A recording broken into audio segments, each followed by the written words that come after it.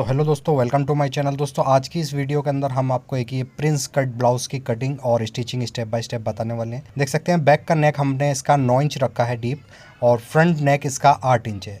और दोस्तों आर्मोल्स की जगह पर भी आप देख सकते हैं एकदम फिनिशिंग के साथ हमारा आर्मोल्स बैठा हुआ आया है, ना ही यहाँ पर कोई झोल वगैरह है किसी तरीके का। और इसी तरीके से दोस्तों हमारा बैक के यहाँ से भी देख सकते हैं किसी तरीके का कोई झोल वगैरह यहाँ पर हमारे आर्मोल्स में नहीं है।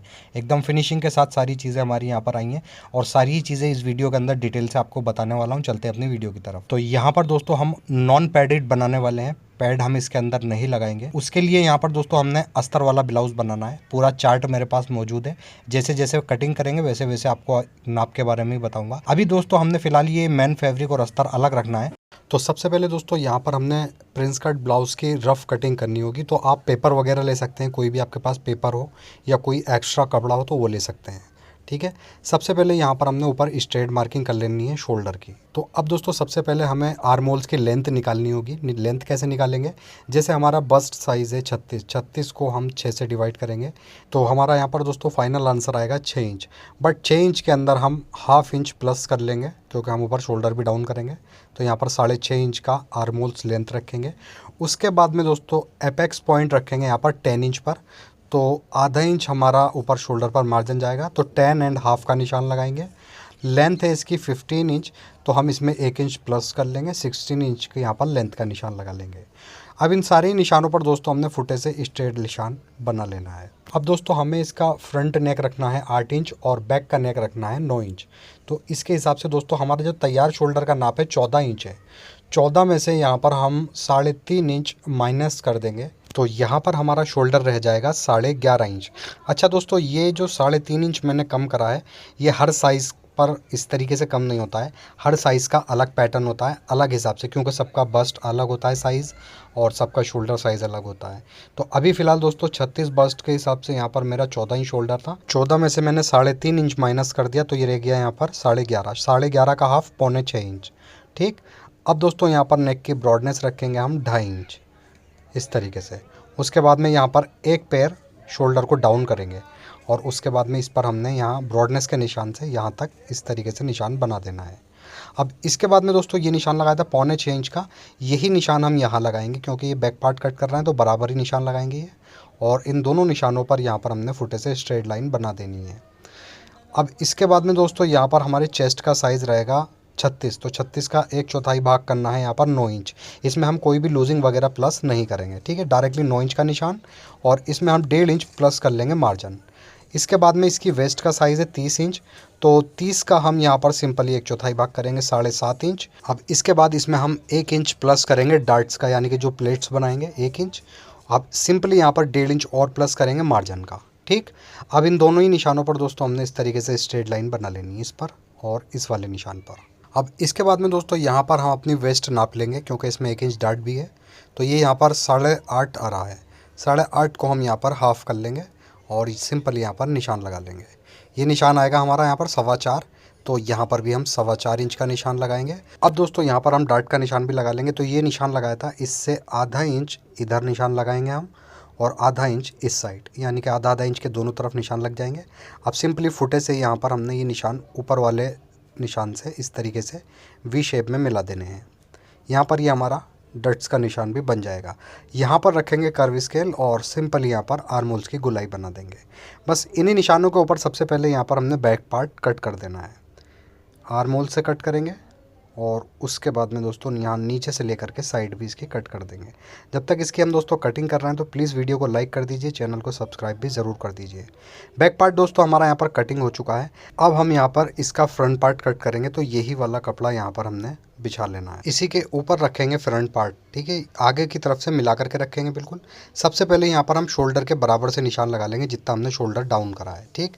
और जो स्ट्रेट निशान था हमारे शोल्डर का, वो निशान भी यहाँ पर हम लगा लेंगे एक बार, ठीक है। और उसके बाद में यहाँ आर्मोल्स की जगह से, और उसके बाद यहाँ चेस्ट लाइन, एपेक्स लाइन और वेस्ट लाइन, तीनों जगह निशान लगा लेंगे। बस सिंपली दोस्तों सबसे पहले यहाँ पर हमने इस तरीके से आर्मोल डाउन का निशान लगाना है, और इन तीनों ही निशानों पर हमने फुटे से स्ट्रेट मार्किंग कर लेनी है। अब दोस्तों हमने बैक का आर्मोल्स कट करा था 6.25 इंच, ये भी 6.25 इंच आ रहा है। यहाँ से हम 2 सूत कम कर लेंगे, 5.5 इंच का निशान लगाएंगे, और ऊपर वाले निशान से यहाँ पर इसको मिला लेंगे। ठीक। इसके बाद में दोस्तों यहाँ पर हमने ऊपर वाला जो निशान है स्ट्रेट वाला, इससे इसको नाप लेंगे आर्मोल्स को, और इसका बिल्कुल सेंटर कर लेंगे 3.25 इंच। ठीक।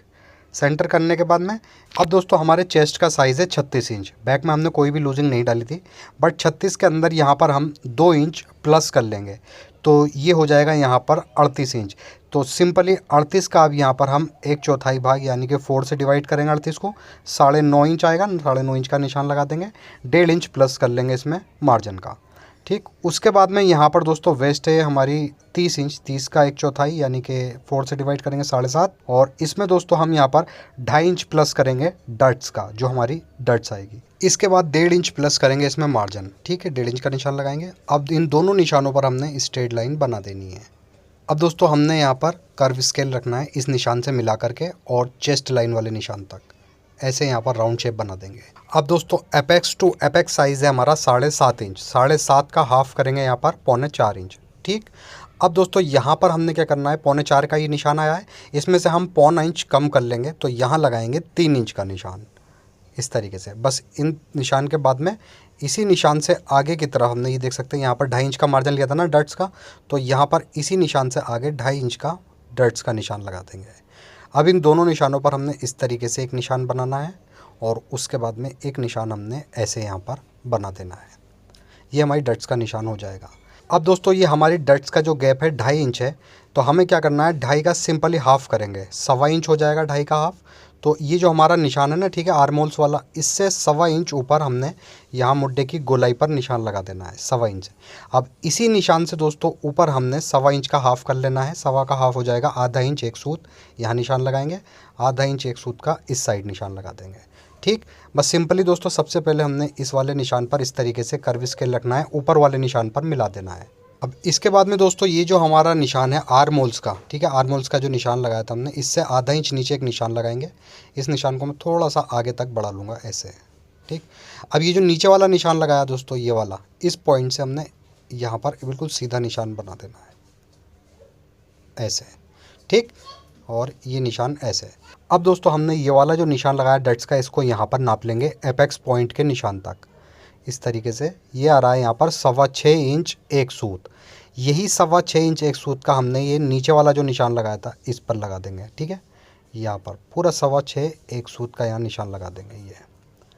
और उसके बाद में यहाँ पर वापस से कर्व स्केल रखेंगे एपेक्स पॉइंट से इस निशान तक। ठीक है, यहाँ तक हमने ये निशान ऊपर तक कंप्लीट कर देना है यहाँ पर। ठीक, ऐसे। अब इसके बाद में यहाँ पर कर्व स्केल रखेंगे इस वाले पॉइंट से, ये पॉइंट है, और ये नीचे जो 0.5 इंच का निशान लगाया है यहाँ तक। बस सिंपली यहाँ पर हल्की सी गोलाई ऐसे बना देंगे। उसके बाद में दोस्तों इस निशान को हम नाप लेंगे। ये आ रहा है यहाँ पर 4.25 इंच एक सूत। ठीक है, 4.25 इंच एक सूत। यही निशान दोस्तों हमने इधर लगा लेना है, 4.25 इंच एक सूत यहाँ पर निशान लगा लेंगे। उसके बाद में यहाँ पर लगाएंगे हम 1 इंच का निशान। बस सिंपली फुटे से इन दोनों निशानों को हमने मिला देना है। ठीक है, ये निशान मैंने आगे तक लगा दिया है, बट आगे तक हमने इस पर कटिंग नहीं करनी है, वो अभी बताऊंगा मैं आपको। अब दोस्तों इस निशान का हम हाफ़ कर लेंगे, 2 इंच एक सूत। ठीक है, और 2 सूत इधर और 2 सूत इधर, हल्का सा यहाँ पर हमने शेप बनाना है। किस तरीके से, ये।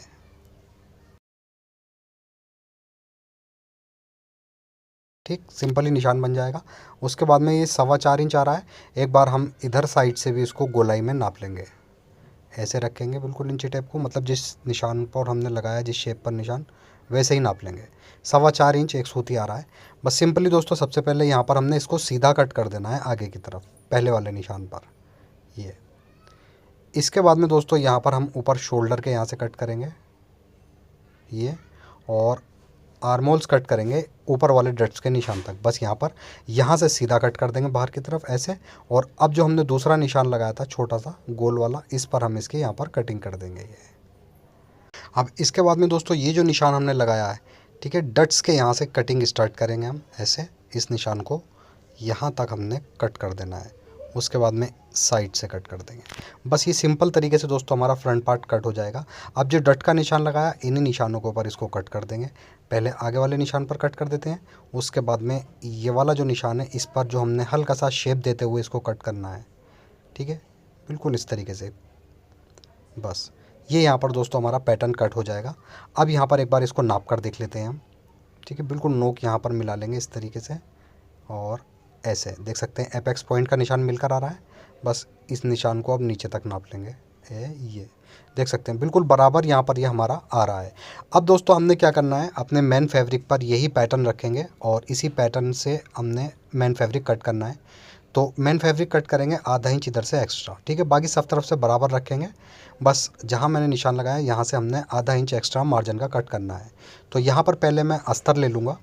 अस्तर के ऊपर ये रखेंगे पैटर्न, पहला पैटर्न ऐसा आ जाएगा, और उसके बाद में ये दूसरा वाला पैटर्न इसी के बराबर में रख देंगे। और यहाँ से हमने इसमें आधा इंच का मार्जिन का निशान लगा लेना है। बस यहीं से लगाना है, बाकी सब तरफ से हम इस पैटर्न के बराबर ही कटिंग करेंगे। ऐसे ही हमने इधर वाले पैनल पर भी इस तरीके से निशान लगाना है आधा इंच का, और इसको भी यहाँ पर हम आधा इंच एक्स्ट्रा कट करेंगे। बस इन्हीं निशानों के ऊपर यहाँ पर हमने इसकी कटिंग भी कर देनी है। ठीक, ये हमारा सेंटर का आ गया। अब इसके बाद में दोस्तों हमने इधर से भी इसको कट कर देना है।